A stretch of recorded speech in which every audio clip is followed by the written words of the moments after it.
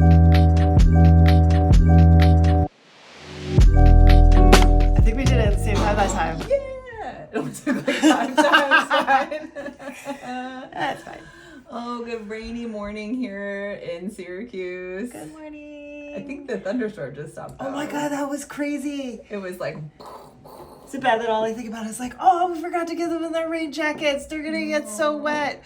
Do you remember getting wet back in the day? I do, and then you have to sit there all morning with your shoes so all wet. squishy. But although then when we lived in Portland, Oregon, that was like life. No, but Like, that wasn't every like, day. It would rarely rain like thunderstorm rain. No. It was like a mist.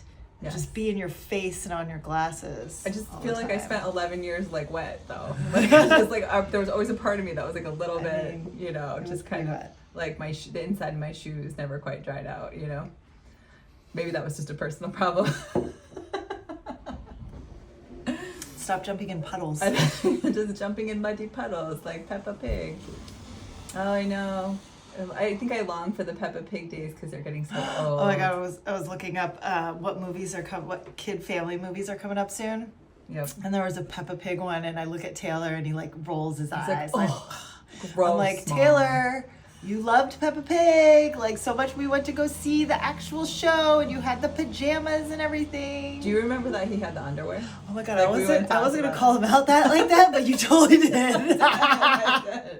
Because I loved it so much, and he was just so It was sweet, so and he was wearing like awesome. all pink and purple, and like bucking all of those gender things, like that boys are blue and girls are pink, and he's like, I don't care, I love Peppa Pig. And he was like 3. So. I remember it was so silly too though, because I remember being in Target and like wanting to get something Peppa Pig for him, and then we saw the underwear. I'm like, do we do it? We do it. We're lesbians. Who gives a like? Let's do. Oh, sorry. Well, that was Wow. a lot of No filter Friday. Sorry. Yeah. I haven't been sleeping. You have not. Evelyn got the stomach bug this week. Yes. And so I got to sleep in a twin bed again. Yeah. I like that you slept in the bed to make sure she wasn't gonna puke. Oh my god. Like, Well, I thought yeah. you were So, gonna so stop she, it. Like- just in case you were gonna just puke on me. Great. Yeah. Awesome. But I understand the logic. I don't know. You were gonna I be had there. the bowl right there. I So know. like she's usually good about it. She's just like, and Yeah. then like that is just like the 5 seconds that I need to just Sure. pull that in my half awake. It's true, because not to be even grosser, we did have the puking in the bed earlier this week, and that was nasty. Like, that is like a parent's nightmare where, like, you wake up, like, you were so already up gross. with her, it had already happened, and I wake up, like, out of a dead sleep, and I'm just like, what are we gonna do? Like, you all of a sudden you're in a war zone. Like, you just are like, ready, set, fire, aim, go. Like, and I'm like stripping sheets. And then it's getting everywhere. Like, it's just everywhere. And then you're like in the basement trying to do the Oh my God, laundry. this is how we're starting everybody's Good Friday. morning, Good yes. morning. But Or anyway. whenever you listen to this podcast. I just think that any parent who has been there, you know what I'm talking about. Like, you are at war, and then all of a sudden, everything's okay. And then you try to go back to sleep, and you're like, I remember like when the kids were really small, and I was talking to my brother about the kids. He's like, just wait until they projectile vomit. And I just like, I think about that all the time now. Like, Also, thanks, Frank. I didn't think projectile vomiting was real. It is. Very real. So gross. I thought So that was just like gross. something that happened in movies that was like exaggerated. Oh Nope. Yeah. Getting dizzy just thinking about it. This was quite a week. So we made Well, it through that. We're done. So like, you know, I'm still catching up on sleep. Yes, That I, you know, same. from when they were 5. And but- then you were sleeping last night and snoring in my face. Yay! Good for me. But yeah, somehow we got a whole lot of work done this week though too. Like, Oh my God. those weeks where you're so tired for whatever reason, like maybe you're going out like partying, and then you like sit down to work, and you're just like, I'm still gonna work. Like, I'm still gonna like sit. Like, I actually did a ton of writing because I was just like, whatever, I'm just gonna write, you know. And then like you almost like clear, at least for me, it clears out the like doubt thoughts, because you're just so tired you can't even like doubt yourself anymore. So just do the work. You just don't think about Like, it. it's almost like it's not mindlessly doing the work, but it's like without any criticism inside. No filter. Yeah, no filter, and you No just write, filter. and you write those things that are just kind of like whatever. Let me just see what happens, and then of course they're like fine, and then like maybe even good. I know. I So. think about like I have a thing where I design better at night. You do. Oh my god! And then we stayed up till midnight. I know, but which I got we a don't lot of do work anymore. done. I got like I did some good. You did like some a good whole artwork. like a whole set of design you did at like between 11 and 12. It's just sometimes when it hits, it just hits, and then you Yes. just have to go with it. And like otherwise, I will think about it all night. Yes. And you then just I will spin. be awake and then not sleep again. Oh, I That's know, not I fun. know. So it's like, just choose what you're not sleeping for, I guess, is the moral of the story. Like, are you just going to work and not sleep, or like not work and not sleep? And I wrote an entire chapter of a book during that time. So Oh my God, I have to catch up on so much reading of your chapters because I am learning basically about how to write for PR. Done. how to write for PR. That's a random It's a good thing skill we're for doing you. this after we like left I know. our The PR business. company like 10 years. Oh God, has it been 5 years now since? No, it's been 4 years. 3. 3 years. We left in 2022. 2022. It's only 2025. We've been here for 3 years Yeah, almost. which feels like really short and also kind of long. You know, It like does. feels like and you know when you like move somewhere and it feels like you were never not there, like after a while, not at first. It's weird. But we were talking yesterday that we feel like we're part of the community now.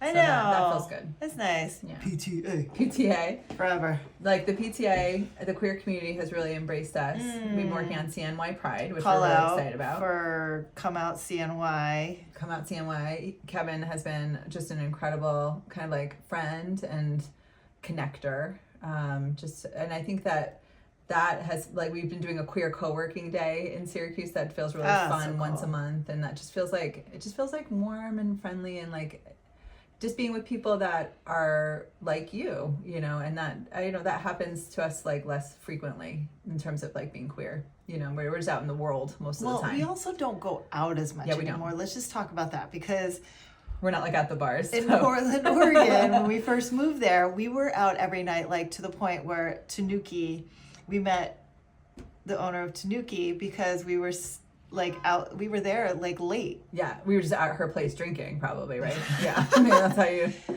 we met a lot of people that way. Yeah, I know. It's probably a bad example, but we met a lot of people just going out when Yeah. we didn't have kids. Yeah, and that was so fun, and I'm glad, that's one of those times in my life that I look back on and I'm just like so glad that we did that, because I'm never gonna wonder like, gee, what happens at a bar after midnight? Like I know like 1,000 times over what happens at a bar after midnight. I know, so it's interesting now that we're in our 40s, it's like now, what's the going out like? Because like Syracuse has, a couple restaurants maybe, but like we don't go out as much because we're not like inspired by like farm fresh deliciousness of worldly cuisine. And it's coming. Hopefully it's coming. Oregon. There are people who are really trying to push it in that Yes, direction. Absolutely. And there's some that are not. Some that are just like, it's fine the way it is. But so. like, especially of how much things cost right now, it's like, what's worth going out for? Yeah, I know. And I think that we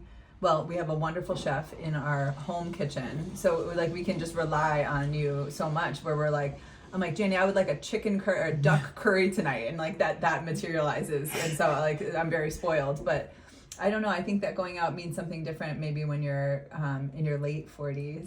Oh, you did it. You said late 40s. We're not even in our early 40s anymore. We were at the queer co-working and I was talking to a very nice young person and I was like, yeah, we're like pushing 50. And I'm like, ugh, I'm not going to say that anymore. I didn't even hear that.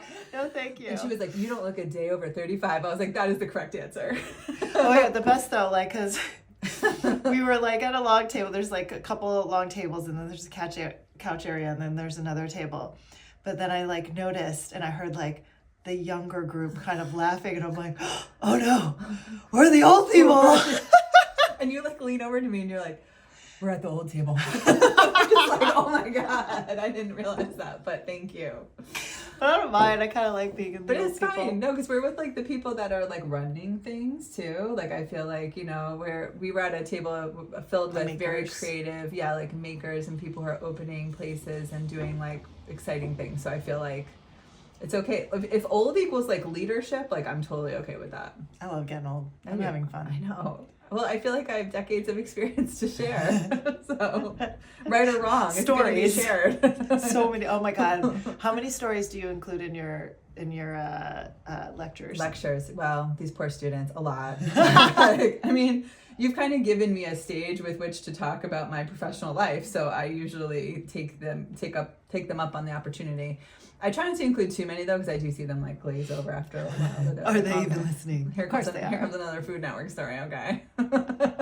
I know, but like sometimes I wonder. Like I feel like maybe a couple are yawning, but like there's several others who are actually listening. Oh my God! Well, there's always like I love the student who is in it to win it, like that, like the me in the audience who's like you could totally buy that. Totally. I just like love you for that. There's a meme that goes around that says like, just know if you're the student or the audience member that's like nodding along, like we love you. Like you are like a number one. Oh. I know, but I like teaching for that reason because I mean I like bringing my professional experience coupled with my academic research background into the classroom. That is my pedagogy. Do you know what I always think is funny? That I come out as a young heterosexual back in the day because I was like, rather than coming out as a homosexual. Like when you tell the students. When I tell the students, we were just randomly talking about allergies, and I told them about this story, and I was just like, like allergies are hardcore. Like I was eating lobster, and my boyfriend at the time was super allergic, and I kissed him, and he was just like started to blow up. I had to give him Benadryl, and they all just looked at me like, what? And you're like telling the story, and then their jaws are on their men? Boys? Huh? I was like, believe it or not, I dated men back in the day, guys. And they all were like shocked. I love it. I know, and I like when you go along in your stories and you're in your own head while you're telling them. And you're not even looking at them, and then you look at them and there's like open mouths. Just it's so funny. Yes, I have a life. I have a long life, very long life so far. Like you called this coming out as a heterosexual. I did, because it was literally like coming out as, like, that is definitely going to be a clip because that is just going to be funny, and I like to make people laugh. You do. I know. I what I say to the students, because I tell them similar things, like once it's like gone along in the semester enough, like we've gotten to know each other a little bit, that's when I spring the like I've dated men on them, especially in my like more feminist classes, or if we're talking about like LGBTQ rights and things like that, where it is like appropriate to talk about. But I will talk about like, before my wife I only dated men, and they'll be like, what? And like it's slowly, like you can see it like slowly wash over them, and then they slowly wake up, and they're like, and then they're like, tell me more. Like, they don't understand. Like a lot of times it feels very binary, like you're either straight or gay, like it's like one or the other. And although I will say I have a lot of students who identify as like pan and different, kind of like there's just different identifications that they have now, and I feel like there's just a whole lot more room in between. But at my line with them when I do any kind of lecture of the sort is life is short and also long. So like that way they understand that like, it all feels very short, but it's also long. Like you're going to have a whole bunch of experiences along the way. That should be like a quote somewhere in one of your books. Yeah, should be. It's a good one. Note it. Thank you. One. I know, I'm pretty smart. You are. I'm smart for marrying you. That's right. That is right. Check one for Jannie. I know. So what are you going to do today? Amidst the thunderstorms here. Work and more work. Work? Oh, that's exciting. The viewers work with you for an hour after this. I set up a meeting. I have to set up a meeting with you even though you're in the same house as me. We share a Google Calendar. You still send me an invite. I do. You do. It's the only way, because I don't want to interrupt your writing. I want to be respectful. Yes, because I go down into the basement, my little basement cave. It's your lady cave. I never thought I would love a basement so much. I don't like being down there at all. I have a thing with basements. My parents' basement was always so scary, and they let me watch way too many horror films that I would like run around the corner and get through the basement to like go play ping pong. Like no matter, even if I was with people, I was like, I gotta go. And there's like spider webs all the time. See, our basement is like semi-renovated and clean. Like that's because I pesticide the shit out of it. Sorry, too much swearing. I'm sorry. I'm tired. I'm tired. Isn't it funny? We tell Taylor, because he talks about swearing too, that like swearing is kind of lazy. Yeah. Like, and it's like when your brain can't. Lazy. Yeah. Like just your so brain's like, I don't care. Here it is.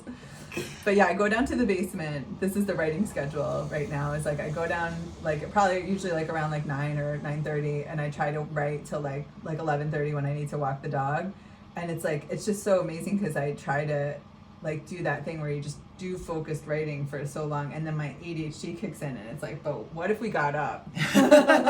What if we did a painting instead, And so I have to like let it bounce around a little bit more, because I can't do that like I'm just gonna write all day and I'm gonna get it all done. I have this idea that if I just sit down for 4 hours, I'm gonna get all of my writing done, and that is totally impossible. Make it happen. Yeah, but I'm just gonna do what I can do, right?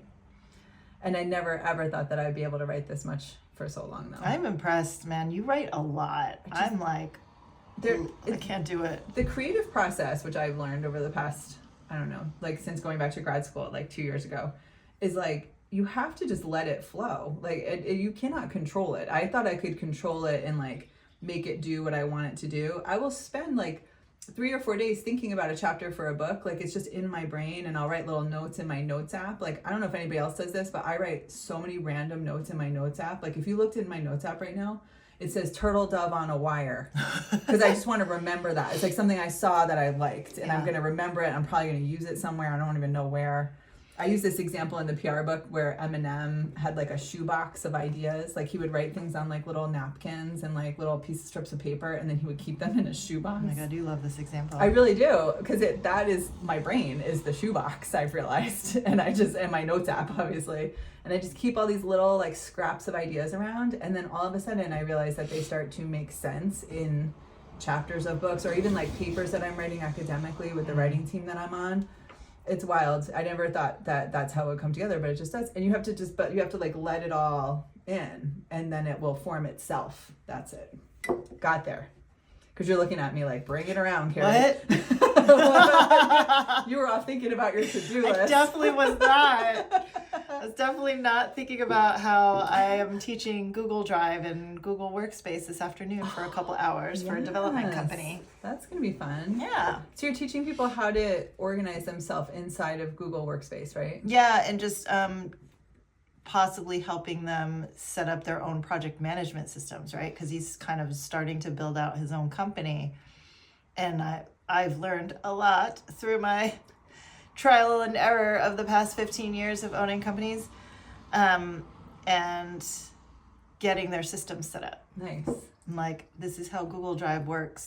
These are all the shortcuts you can do to organize yourself, especially if somebody shares a folder with you, and using the star system. It's great. Oh, I don't even use that The star. favorites. I don't do that. I think I have too many folders now that I have, like, You have to take especially a favorite out. Well, no, because like to dive, like it's too many clicks to get to the folder client that I'm working I on. see. Mm-hmm. So I'll put like the current clients that I'm working on all with stars, so that when I open up my favorites tab on my app, those are the 5 or 6 clients that I'm currently working on that I have something that I need to access. See, that's where you are very smart in using there's a functionality available in the thing that I usually don't even use. Like I don't get that far. I'm like, I create my folders, I have my folders. I literally go inside each and every folder every single time I want to access a document. See, I've only recently started using the recents function, like where like on Google Drive where it shows you like whatever your recent documents are. That's like a 2 months ago thing that I started doing. You know about the shortcuts. You can create a shortcut into your sidebar. I'm sure you can. On the back. Sure Oh you my can do God, so many honey. Oh my God, things. you could be saving hours But there's of this thing time. in my brain that's like, this is where it lives and this is where I need to go get it, like every single time. And the recents are kind of like okay, we're gonna do something different. Like we're gonna try. Oh my God, I'm just gonna go on your computer and put like the folders. No, just the recent folders. No, because it screws up the organization. Like there's something neurodivergent about this that it's like it has to be where it is for me to like understand it. See, I'm like, maybe it's because my room was always messy that I had like, but I knew where everything was, and I could just like scan the room. I'll find that one shirt that I was looking for under the pile of shirts over there. Chaos piles. Chaos piles. You had them. Yeah. Oh my God! Like when we first met. I knew you were gonna bring it up. I knew you were gonna say Here it. we go. Let's bring out the receipts, everybody. When we first met, Jannie's apartment was a total mess. Like it wasn't even like a mess. It was like you had just moved in. But it was like a year. It was like a year in. I was very busy partying. I'm glad we're being honest about what was happening. There was I just remember, okay, so cute Brooklyn apartment. I'm like, oh, well, she has like a nice apartment. Like she's not a crazy person. Like this is going to be okay, right? Because we had just met. And it was also like, am I going to change my life for this person? And then I walk into this apartment. I'm like, Wait, which time were you talking about? So the first time? I don't really remember the first. I mean, I remember the first time. Oh, I certainly remember the first time, but I don't remember like surveying the contents of your apartment the first time. my apartment was a mess. I wasn't expecting anyone to come over that night. Obviously, it was after like a Food Network holiday party. Yes, I'm so blushing right now. so easy to make me blush, obviously. But then, so what the time I remember looking at around, I just like looked around in this living room. There was a boombox on the floor, like a boombox, like a black one. It wasn't like a big like silver. Not one. the, It was yeah, like, it was you know, like the black kind of like slick, rounded, yeah, rounded one. I wouldn't call it slick, but yeah, Slick for the 90s, 2000s, early 2000s. like if like Saved by the Bell is slick, then that is slick. CD. Okay? Wait, so like let's get an understanding of the time, right? Like CDs were still in. Back then, when And MP3s were just coming out. because the iPhone hadn't even come out. No. Yet. Oh Yeah. So old. We were just breaking out our stone tablets here. Just but it was pre it was like iPods, I would say. Maybe iPods were coming we had left the out, which is disc probably I behind. wasn't using it as much but I do remember playing CDs with you. Oh yeah, that's right. So but the boom, you had a CD player, I like didn't. an actual stereo system. CD No, player. that was my boom box. It was. That's where I was playing CDs from. God. Yeah, I did not have a CD. I was also distracted by the deflated basketball that was in the living room. Listen, I was still living my days of being a basketball star. And then in the bedroom, there was just like a whole bunch of wood, like just like stacked up against the wall, like slats of wood stacked against the wall. So the apartment before that, I was living with my sister and my friend Mel. And my room, it was a 3-bedroom apartment. It was oh my God, it's like 3-bedroom, 1 bath. It's like I'm living in my we 20s realized again. it again. Except there's 4 of us. And it was my loft bed because my room was the size of my bed, my queen size bed. So I had that loft wood and I was just like, well, I'm not going to just throw this away because I don't want to sleep on it anymore. I'm going to build things with this wood sitting in my room for a year. In your Brooklyn apartment, which like 800 square feet, like 850. Okay, I was trying to give room. But like I was just like, why do you have this wood? And you're like, oh, I'm gonna make something out of it. And I'm like, okay, like with what power tool? Like what? Where? Like all I need is a saw and nails. I mean, and it turns out because I like screws. What was it? So we started dating, and I bought you my God. the big book of home how to. Yes, I think that's what you bought me for my 30th. That was like another gift. Oh my God. Or no, was that? No. I should have bought you like a power tool to go with it. You bought it for me for my birthday, that's for sure. I was like, wow, this can't get any more lesbianic than this. This is like just, I mean, I pulled up my U-Haul and I came with the book of home how to. And we made a bench out of 2 benches. 2 benches for our dinner table. Which we then painted like mint green. Oh my God. We were so crazy back then. We were so dumb. And I mean, it looked cute because the apartment was like all different colors and like whatever. It was like that mismatchy, nothing matches, everything matches. Bohemian. What totally are you talking about? Boho chic. Boho chic. I don't know about chic, but it's definitely boho. No sleek and no chic in this apartment. But it had like exposed brick. Oh, it's a great apartment. We were still spending all our money. We didn't have money yet. We were spending all of our money on food. That's what oh my God, going out. We went out every night. Almost every night. I know. I cooked for you for maybe like 3 times. Like, I was like, wow, she can cook. Let's go out to eat. I didn't want to cook. We were working constantly. Yeah, well, when you work till 8 o'clock at night, I mean, And then we get home at like 9. Yeah. I just like 10. Go out to eat. I think we left work and went out to eat, and then that was that. So then, like, we were home at midnight. Oh my God, we ate so much good food. Oh my God, I know. But I feel like that apartment. When I look back on that now, and I think about the disc player, like the CD boombox, the like deflated basketball, and the chaos piles that were definitely in there. I'm like, yep, that's you, Jannie. Yep. That was you. That was you, like in like a very pure form, because you like nobody had like messed with it. Like you were just doing your own thing. I'll give it to you though. Like you inspired me to build my benches, and I was like, oh, I guess I'm gonna stick with her because she keeps making me do things that I'm like. She holds me accountable for the things that I say I'm gonna do. Oh man, I know. I was really good at that back then. You really are. You still are. You think so? Still make me do things that I don't think I'm gonna do, and you're like, just do it. Why not? I'm like, okay. Try. Well, I feel like you do the same thing for me because like we were joking the other day about how we're each other's motivator. Oh Like if you're working, I have to work. Like it's just I don't know what it is. It's like a imitation thing. It's like I just can't stay away from the tractor beam of work when you're doing it, and it frustrates me sometimes because you'll keep working at like 6 and I'm like, no more work. Stop working. The best is like I'll still be working and I'll look and you're like laying down. I'm like, why should I down? Because I We know have work to do. You're judging me.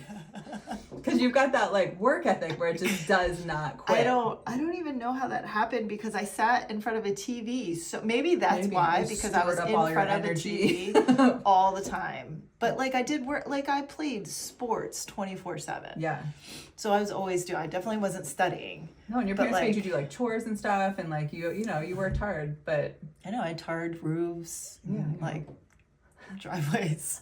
I know. I'm like I'm gonna retar our driveway because I actually know how to do it because I did it when I was like, I don't know, I think like 9 or 10. Oh my God, stop. Like Taylor's age? I think I was at least in 3rd or 4th grade. Wow. Maybe 5th. My parents wouldn't have Taylor's let me. age. I don't think my parents would let me near a tarring device now. I mean, I don't think I did anything right, but my dad was just like, go ahead, do it. Like, go ahead and try. And so I did, and I think, I don't know, I helped a little. I think that's why you're able to fix everything too, is because your dad was very like, just try to figure it out and let's see what happens.